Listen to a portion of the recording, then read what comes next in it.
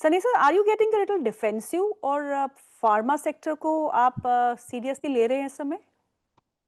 आई think within pharma definitely selective opportunity वहाँ भी है। अगर आप देखेंगे जीएलपी जो कि वेट लॉस ड्रग की जो अपॉर्चुनिटी है सेमीग्लूटाइड, उसमें काफ़ी कंपनीज ने फोरे किया है और उसका बेनिफिट हम्म। अगले 4 से 8 क्वार्टर में फ्लो होते हुए दिखेगा। तो कंपनीज लाइक वन सोर्स जो कि स्पार्क से डीमर्ज होकर रिसेंटली लिस्ट हुई है, और एरिस लाइफ जी। साइंस, तो ऐसी कुछ कंपनीज हैं जहाँ हमें लगता है कि अभी भी पैसे बनाने के मौके वहाँ अवेलेबल हैं। Then there is a CDMO pack which is which is doing well. In fact, so companies like Aarti Pharma Lab, or for that matter, Blue Jet Healthcare, Shilpa hmm. Medicare is the one stock where which we like within this pack. तो मुझे लगता है कि pharma में selective opportunity definitely यहाँ है। और अगर आप लार्ज हम्म। कैप फार्मा की बात करेंगे, वेदर इज सन फार्मा, लुपिन, तो मुझे लगता है कि वहाँ वहाँ भी जो कंसर्न थे यूएस में in terms of price hmm. Erosion, वो कहीं ना कहीं अब रिजॉल्व होते हुए दिख रहे हैं। तो if somebody is looking for a safer bet, then large cap companies like Sun Pharma and Lupin can be on radar। और जो थोड़े से मॉडरेट रिस्क मॉडरेट रिटर्न की एक्सपेक्टेशन कर रहे हैं, वो मिड कैप फार्मा में हम्म। फोकस कर सकते हैं। हम्म।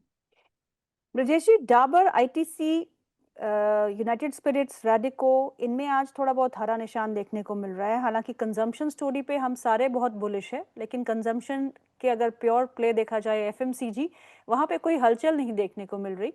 सो कंजम्पशन स्पेस में कुछ पसंद है आपको, बी इट डिस्क्रिशनरी और non discretionary? Actually madam, last week में जब ये फॉल आने के पहले, जब वो पूरा जो हफ्ता चल रहा था, वहां पे जो डेरिवेटिव्स डेटा में काफी अच्छे स्ट्रक्चर्स बने थे। मैं दोनों ही ओके। स्टॉक लाइक हमने डाबर और वोल्टास दोनों ही क्लाइंट्स को रिकमेंड किए हुए थे, बट स्पेसिफिकली डाबर तो हम अभी लॉन्ग टर्म के नजर से होल्ड कर रहे हैं, क्योंकि जब तक 450 के ऊपर ट्रेड कर रहा है तो डाबर पे मुझे अभी भी लगता है कि रिस्क रिवॉर्ड रेशो काफी फेवरेबल है। और जो हमने लेटली जो एक करेक्शन देखा था डाबर में 490 495 के लेवल से, वो तो मुझे लग रहा है कहीं ना कहीं ये एक्सपायरी में फिर से छूटा हुआ नजर आएगा। बेसिकली हमने क्या देखा था कि जो डाबर और वोल्टास, ये दो स्टॉक काउंटर्स है जहाँ पे जो कॉल राइटर्स अपने पोजिशंस कहीं ना कहीं काट रहे थे, जिसकी वजह से मुझे लग रहा था कि कहीं ना कहीं वो एक शॉर्ट कवरिंग या फिर ये वो जो कॉल राइटर्स अपने पोजिशंस काटने की वजह से एक तेजी देखने को मिल सकता है। बट जो ओके। फॉल 12 तारीख के दिन है, थोड़ा सरप्राइज हूं मैं। बट देन मुझे लग रहा है जिस हिसाब से उन्होंने पोजिशंस काटा था, हो सकता है कि ये एक्सपायरी में ना बने। अगले एक्सपायरी में तो डेफिनेटली मुझे लग रहा है कि ये दोनों डाबर और वोल्टास, सेम वोल्टास में भी हमने ये ऑब्जर्व किया था कि 1300 की जो स्ट्राइक प्राइस है, वहां पे पोजीशन काफी अच्छे अनवाइंड हो चुके थे, और कहीं ना कहीं 1350 और 1400 का जो है, वहां पे नए पोजीशंस बनने चालू हुए थे। तो मेरा वोल्टास में तो मैं अभी भी बुलिश हूँ ये लेवल पे। मुझे लग रहा है कि काफी छोटा स्टॉप लॉस है, 1250 का स्टॉप लॉस लेके अगर किसी को 1350, सॉरी 1350 तक के लिए किसी को बेट करना है, तो मुझे लग रहा है दोनों ही ट्रेड्स, ये एक्सपायरी और जस्ट इन केस नहीं भी होता है, तो मुझे लग रहा है कि नेक्स्ट एक्सपायरी में तो ये लेवल्स डेफिनेटली आ जाएंगे। तो यहाँ पे कहीं ना कहीं हम तेजी करने के लिए सलाह दे रहे हैं। हम्म। सर, सर, लेटली हमने देखा है कि many of the promoters have been selling out, many of the private equity players have been booking out. ये ट्रेंड का इम्पैक्ट मार्केट्स पे क्या पड़ सकता है?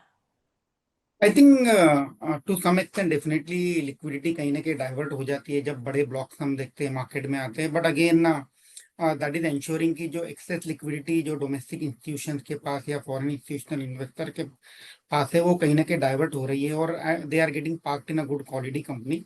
But yes, definitely secondary market के लिए टू सम एक्सटेंट ये लिक्विडिटी सपोर्ट कर लेता है, तो जो मोमेंटम बाकी के स्टॉक्स में है वो कहीं ना कहीं बनते नहीं दिखता है। But over the period of time let's see कि कैसे प्ले आउट होता है, कि जो प्रमोटर है they are more smarter over exiting at current juncture, कि जो इंस्टीट्यूशन है जो बाय कर रहे हैं they will prove to be right. Let's see कैसे प्ले आउट होता है। बट अगेन जिस तरह से लिक्विडिटी है मार्केट में, मुझे नहीं लगता है कि बहुत ज्यादा कोई दिक्कत की बात है, क्योंकि जो म्यूचुअल फंड के इनफ्लो है on a monthly basis, they are still intact. हालांकि ऑन अ नेट बेसिस कम हुए हैं, but on a monthly basis SIP route के थ्रू जो इनफ्लो है वो कहीं ना कहीं इंटैक्ट है। और इसी के चलते मुझे नहीं लगता है कि लिक्विडिटी का इमीडिएटली कोई बहुत बड़ा इशू मार्केट में आते हैं नजर आता है। इसी के साथ मैं ये भी पूछना चाहूंगी कि एशियन पेंट्स पे भी आज हमने ब्लॉक डील देखी, 3.5 करोड़ इक्विटी के शेयर्स जो है वो ब्लॉक था और रिलायंस इंडस्ट्रीज का ये माना जा रहा है, अभी तक स्पष्टीकरण तो नहीं आया, नाम तो नहीं आया, but it's obvious that Reliance Industries has moved out of Asian Paints. Is the worst over for Asian Paints? क्योंकि ये स्टॉक पिछले 3 साल में कहीं नहीं गया।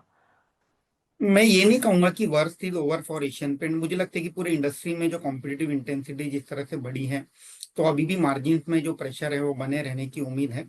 तो I would like to remain a neutral. मैं बहुत ज्यादा बेयरिश भी नहीं होना चाहूंगा एट अ करंट जंक्चर कि आप जाके शॉर्ट करके एशियन पेंट में अगले 6 महीने के लिए बने रहे। I think I would like to remain a neutral as far as Asian Paint is concern compare to Asian Paint. जो थोड़ी छोटी कंपनी है, जैसे इंडिगो पेंट में हमने देखा था कि Q4 में रिलेटिवली बेहतर नतीजे आए, तो वहां कहीं ना कहीं मैनेजमेंट ने कुछ करेक्टिव एक्शन लिए to gain the market share. तो Indigo paint can be on radar and Birla Opus which is again a proxy play through Grasim, one can look at that play also.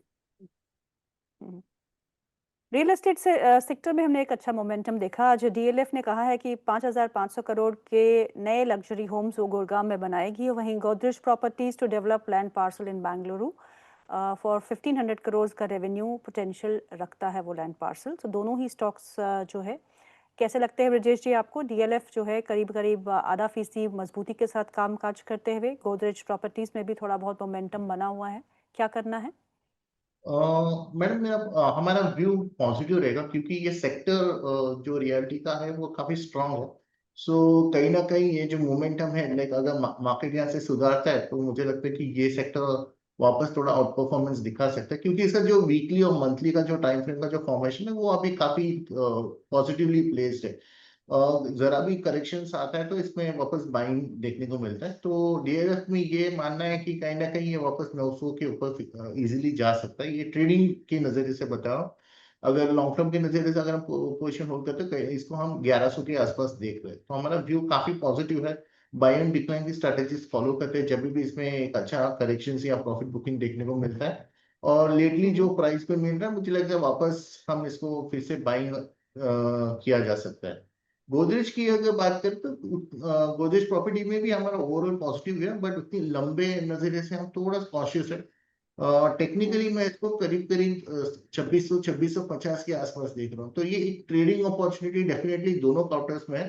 अगर डीएलएफ को कोई लंबे नजरिए से देख रहे तो हम उसको 1100 के आसपास बेट कर रहे हैं। तो वो ये दोनों ही पॉजिटिव रहेगा।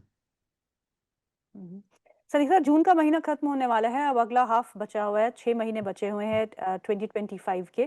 क्या उम्मीदें रखनी चाहिए? कंजम्पशन स्पेस पे ही आपका ज्यादा फोकस रहेगा? बिकॉज अब जो है जितने भी कट्स हम इनकम टैक्स स्लैब में देख चुके हैं और जितने भी इंटरेस्ट ब्याज दरों में कटौती आरबीआई की तरफ से हुई है, लिक्विडिटी एम्पल है सिस्टम में, तो consumption is the space to be in. I think consumption definitely is the space to be in, but again, the way to play is through NBFCs, non-banking financial services company, क्योंकि वहाँ दो factor clear cut play out होंगे। एक है कि जो उनकी repo link funding होती है उसमें कहीं ना कहीं 50 बेसिस पॉइंट की कटौती दिखेगी, तो उसका फुल बेनिफिट हम Q2 से प्ले आउट होते देखेंगे। और एट द सेम टाइम अगर कंजम्पशन बढ़ता है तो ऑब्वियसली क्रेडिट डिमांड जो है उसमें भी कहीं ना कहीं इंक्रीमेंट आते दिखेगी। तो मुझे लगता है कि NBFCs are very sweetly place as far as FY26 is concerned. So NBFCs जैसे Aditya Birla capital which are focusing on SME as well as retail side में, या हाउसिंग फाइनेंस कंपनीज को देखना चाहिए। वहाँ मुझे लगता है कि बेनिफिट इमीडिएटली प्ले आउट होना स्टार्ट हो जाएगा। यूजुअली अगर आप देखेंगे उनकी जो फंडिंग बुक होती है 50-60% बैंक से होती है, and within that also close to majority of the book is link to repo. तो वहाँ इमीडिएट बेनिफिट प्ले आउट होते दिखेगा। तो निम में मुझे नहीं लगता है कि कोई बहुत बड़ा इम्पैक्ट वहाँ एनबीएफसी में आते दिखेगा। तो I think NBFC is a place to ride the consumption as a story. So two stocks to buy in NBFC space. Again जिस तरह से डिस्कस किया, आदित्य बिरला कैपिटल जहां हमारी कवरेज भी है 280 के प्राइस टारगेट से one can approach AB capital, और एक हाउसिंग फाइनेंस कंपनीज को मैं ट्रैक का रिकमेंड करना चाहूंगा। विद इन दैट अगर किसी को हाई रिस्क हाई रिटर्न बेट लेना है तो एप्टस को ध्यान में रखिए। मुझे लगता है कि वहाँ जो बेनिफिट है जिस तरह से हमने डिस्कस किया क्लियर कट प्ले आउट होते दिखेगा, तो Aptus can be on radar. Brajesh ji, आपके रडार पे कौन से शेयर है ऑन द टेक्निकल फ्रंट?